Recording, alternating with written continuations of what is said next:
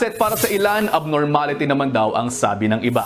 Pero ano nga ba ang katotohanan sa likod ng dimples? Ang pagkakaroon ng dimples ay dahil sa kakaibang development na tinatawag na bifid zygomaticus muscle sa ating mga mukha. Pupwedeng isa lamang o dalawa ang dimples ng isang tao. Depende yan sa ating facial muscles. Madalas na iniuugnay sa pagiging young-looking ang pagkakaroon ng dimples. May mga kultura pa nga sa ibang bansa na nagsasabing sign ito ng good luck. Masasabing rare ang pagkakaroon ng dimples dahil isa lamang sa bawat 5 tao ang mayroon nito. Wala rin pong malinaw na pag-aaral na nagsasabing genetic ang pagkakaroon ng dimples. Pero may mga datos kung saan itinuturing ito ay isang inherited dominant trait. Kahit isang pares ng gene lamang ng dimples ang makuha ay pwede nang magkaroon nito. Paalaala naman po sa mga kapatid nating mga magulang na hindi po totoo na nakukuha sa regular na pagpindot sa mga pisngi ng ating mga babies ang dimples. Ang mga walang cheek dimple ay maaari namang mayroong iba pang klase ng dimples tulad ng chin dimple. Meron ding uri ng congenital condition na tinatawag na sacral dimple. Makikita ito sa likod o sa bandang ibabaw ng puwetan. Hindi naman po ito delikado kadalasan pero pwedeng itong sintomas ng pagkakaroon ng problema sa spinal cord. Sa mga nais talagang magkaroon ng dimples kahit hindi ipinanganak na mayroon ito, may chance pa po tayo dahil may operasyon po na tinatawag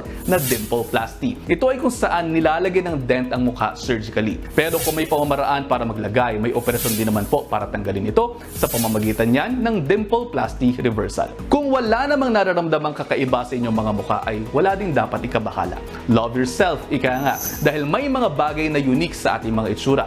Kaya kung heartless naman, imbis na gawing insecurity, mainam na ingiti na lamang natin at tanggapin na bahagi ito ng ating mga sarili. Mga kapatid, Justin Quirino po. Masayang kwentuhan at makapulahang informasyon ang hatid namin tuwing umaga. Kaya mag-subscribe na at mag-follow sa social media pages ng News 5.